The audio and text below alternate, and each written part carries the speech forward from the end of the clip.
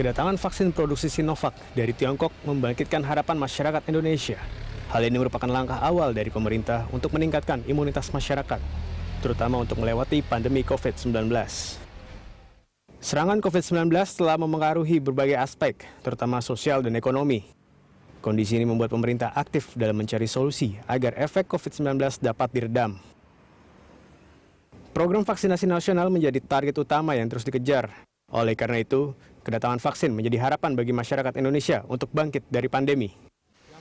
Namun, masyarakat juga tidak boleh melupakan protokol kesehatan gerakan 3M, yaitu memakai masker, menjaga jarak, dan mencuci tangan. Sejauh ini, gerakan 3M menjadi kebiasaan baru yang efektif dalam mengurangi risiko tertular COVID-19.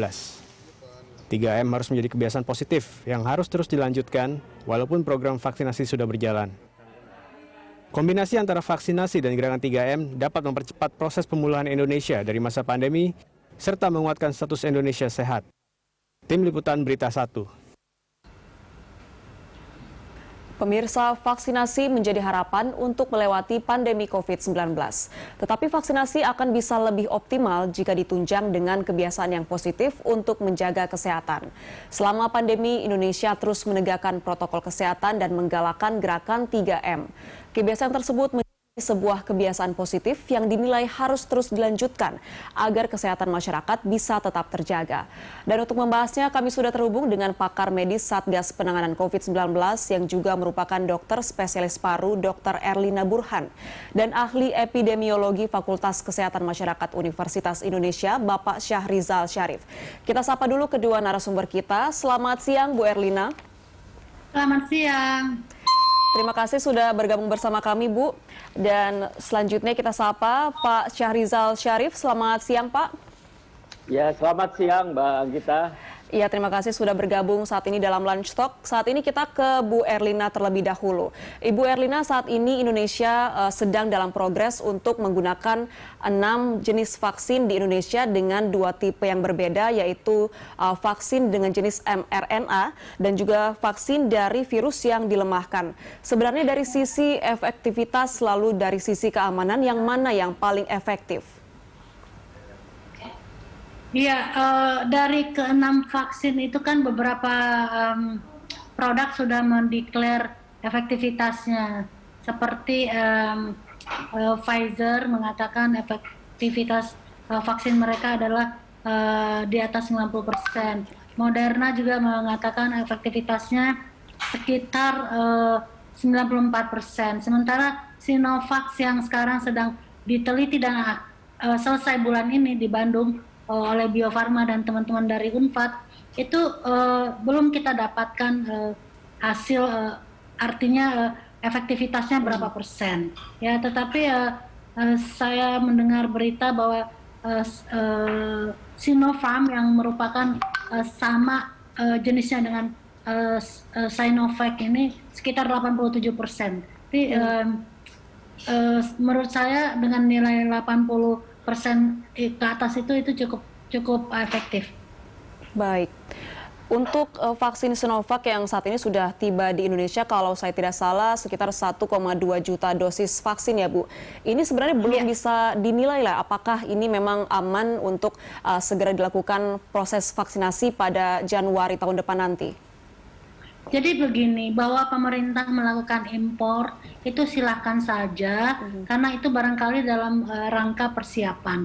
Sementara untuk implementasi atau untuk vaksinasinya, kita wajib menunggu izin dari Badan POM, karena vaksin itu harus melalui izin Badan POM, ya. Dan untuk Sinovac yang di Bandung ini kan dikatakan di bulan Januari tim peneliti akan memasukkan laporannya ke Badan POM, dan kemudian 20 hari kemudian Badan POM akan mengeluarkan apa yang disebut dengan Emergency Use Authorization. Nah, kalau itu sudah keluar, saya kira itu artinya bahwa vaksin yang sudah diteliti itu dan dinilai oleh Badan POM sudah memenuhi kriteria. Jadi kriteria yang ideal untuk vaksin di Indonesia ini kalau menurut saya adalah selain efektif juga aman. Jadi safety profile-nya memenuhi kriteria. Dan ketiga, karena Indonesia mayoritas adalah penduduknya Islam, maka harusnya juga halal. Baik. Jadi kita sabar aja, kita tunggu nih Badan POM kapan akan memberikan izinnya, walaupun dari rencananya kan akhir Januari. Nah sekarang masih Desember, barangkali pemerintah bersiap-siap. Tapi 1,5 juta vial dosis itu nggak cukup. Dikatakan dalam perhitungannya pemerintah itu butuh untuk memperoleh herd immunity atau kekebalan kelompok untuk 70% penduduk itu butuh sekitar 350 juta dosis vaksin. Jadi masih jauh dari harapan dari sisi kuantitas vaksin. Baik, kita ke Pak Syahrizal. Pak, apakah sejauh ini proses persiapan vaksin yang dilakukan oleh pemerintah Indonesia ini sudah tepat dalam langkah-langkahnya? Ya, saya kira pemerintah Indonesia kan sebetulnya pemberian vaksinasi massal ya itu bukan hal baru bagi kita. Ya, saat ini ada 8 vaksin yang diberikan rutin ya melalui program, dan juga ada kurang lebih 13 vaksin yang merupakan vaksin pilihan ya, tentu saja itu berbayar ya. Jadi saya sih mendengar persiapan-persiapan yang dilakukan oleh Kemenkes, sebetulnya praktis persiapan itu tidak ada masalah soal itu ya. Baik, seperti yang apalagi ya kalau saya bisa tambahkan, apalagi vaksin yang baru datang ini yang mungkin pada paling awal digunakan itu adalah vaksin Sinovac ya. Tadi disebutkan vaksin yang dilemahkan, bukan vaksin yang dilemahkan ya. Kalau vaksin dilemahkan itu attenuated, ini adalah vaksin yang dimatikan ya, inaktivasi ya. Itu berbeda sekali, berbeda. Karena yang lemah itu bisa bereplikasi, bisa ya kurang baik lah ya. Sementara ini vaksin yang tidak aktifkan ya. Baik, terkait dengan proses impor vaksin dari Sinovac, yaitu vaksin buatan Tiongkok yang saat ini sudah tiba di Indonesia, terkait dengan apakah vaksin ini aman atau tidak, seperti kata Ibu Erlina tadi masih sangat jauh karena kita masih harus mengkawal proses yaitu dari uji kelayakan yang masih dilakukan oleh BPOM sendiri. Lalu Pak Syahrizal, sejauh ini dalam proses menunggu vaksinasi nanti dilakukan, apakah penerapan protokol kesehatan 3M ini masih dalam target yang seharusnya dari pemerintah, ataukah memang sudah terjadi pelonggaran sehingga kasus COVID-19 masih terus tinggi setiap harinya? Ya, ini soal kasus yang masih terus tinggi, ini saya kira memang virus ya, situasi wabah tampaknya memang tidak mudah dikendalikan ya. Tapi Indonesia tidak harus kecil hati ya, karena hampir lebih dari 50% negara-negara yang terinfeksi di dunia saat ini juga mengalami situasi yang sama ya, terutama di Eropa. Nah, cuman saya ingin yang kedua adalah kita harus tahu bahwa vaksin tidak bisa menjadi satu-satunya langkah. Vaksin ini pelajaran kita ya dari mengatasi smallpox yang kita berhasil menghilangkan satu penyakit, yaitu mengeradikasi, yaitu smallpox.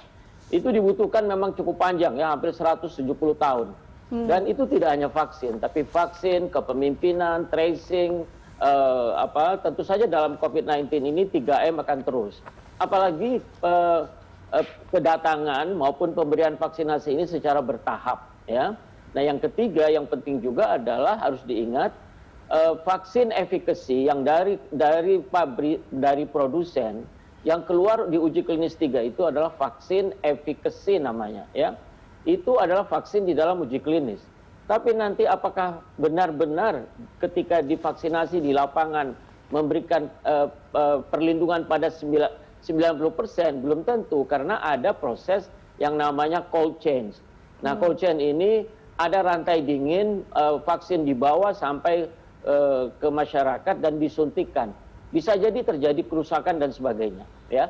Tetapi menurut saya untuk Sinovac ini ada keuntungan ya, karena wadah untuk membawa vaksin ini cukup dengan suhu 2-8 derajat Celcius. Saya kira itu memudahkan karena kita bisa membawa dengan termos ya, termos es. Baik, kita ke Ibu Erlina sekarang. Bu, tadi Pak Syahrizal mengatakan vaksinasi ini bukan satu-satunya cara untuk menghentikan atau menanggulangi pandemi. Lalu selain vaksinasi, apakah ada cara lain untuk mengatasi pandemi?